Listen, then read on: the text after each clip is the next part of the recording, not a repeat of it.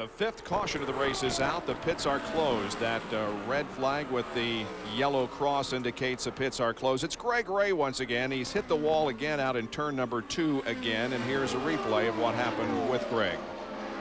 Well, again, the car just pushed. He wasn't even close to the groove. It didn't want to turn at all. Well, look at it. Even before he got to the corner, the thing was up into the gray, Bob. And again, this is one of the problems when you go in and try to fix a car that smacked the wall already once today. It's tough. You're in a hurry. A lot of times you don't catch everything, and that can be the result.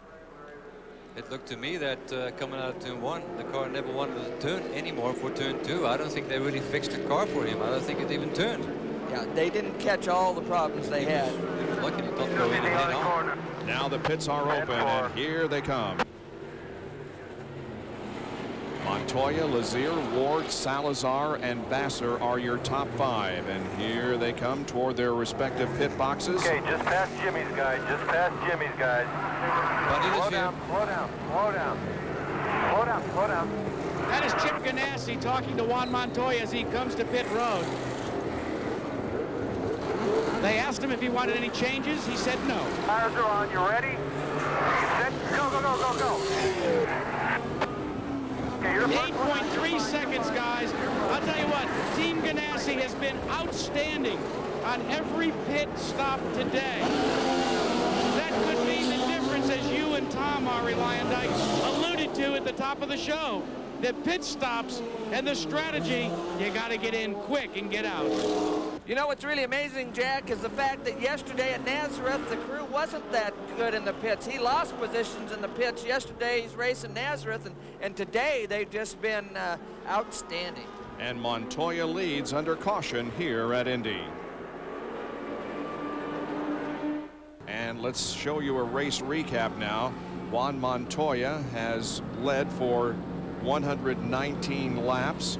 The green race average over 209 miles an hour. We've had 4 leaders and 4 lead changes, and this is the 5th caution that has slowed the race for 22 laps. And there are the drivers who have dropped out of competition for one reason or another. Ayrton Darrowy was running right up there in the top of the field when he dropped out. Robbie Buell, who is the current Indy Racing Northern Light Series points leader coming into this event, also is out of the race, and so are Lyn St. James. And Greg Ray was the reason for this most recent caution as he hit the wall for the 2nd time out in turn number 2. Well, speaking of hitting the wall, there is a report that Buddy Lazier may have clipped the outside wall rather, as he exited pit road. He thinks he did, but our video really doesn't say so. He thinks he hit it with the right rear, but it really doesn't look that way.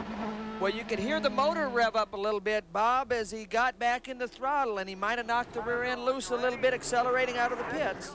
Just a little tight here. Dismore. No, not even close. Did not hit it. Jerry?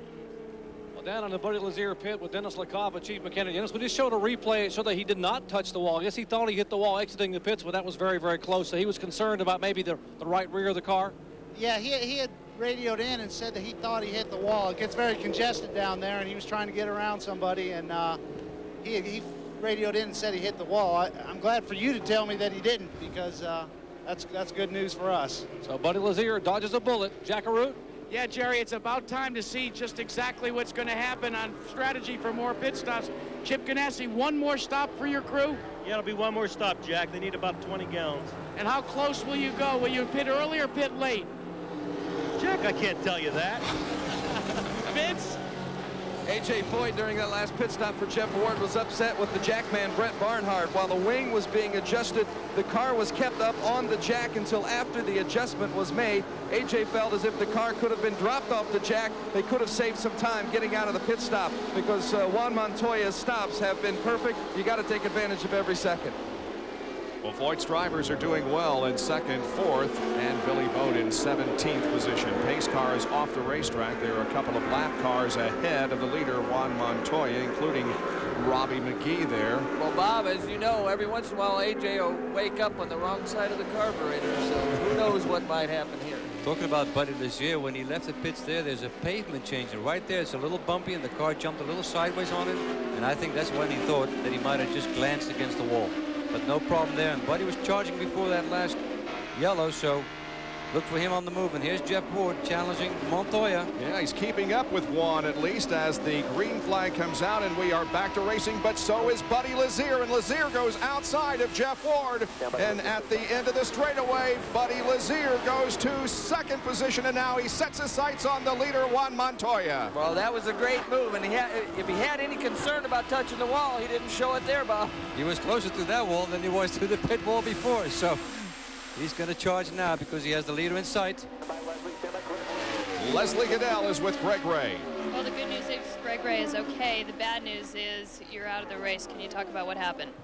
Yeah, well, it's unfortunate. You know, we had a good car at the beginning part of the race, and but we just couldn't pull the gears in traffic. We could run fast by ourselves, but on traffic, so we tried taking some downforce out of the car, and we took a little too much, I think, and with the tailwind blowing into two, the wind just pushed me over to the wall the first time, and we lost so many laps. The guys worked hard. We're trying to get some points for the championship, and I mean, God gives everybody instincts, and I probably should have listened to mine and not climbed back in that car, but the guys worked hard to get the car going, and the car wasn't just right. It wouldn't turn very well, and I was just really trying to come in. After I went through turn one, the car wouldn't turn, and so I was just trying to come in. I saw a big group of cars coming behind me. I was trying to get out of their way, and the car wouldn't turn at all, so I don't know if something broke, if I was just in the gray, and it's another bad day at the office. It's not supposed to happen this way when you start from the pole, but this is the Indy 500, Bob. Greg Ray is the fourth pole sitter to finish last in an Indy 500. The last to do that before today was Roberto Guerrero in 1992. There is Juan Montoya, 1.8 seconds behind is Lazier, and Montoya has broken the record for consecutive laps led by a rookie. And Bob, we made a little light with Chip Ganassi about whether he will pit early or pit late, but they're going to have to play that one close to the vest. And really, I believe guys will be dependent on how well the 91 of Lazier closes. Well, right now it's a 1.8 seconds separation between Montoya and Lazier. More of the Indianapolis 500 when we return. 152 laps completed.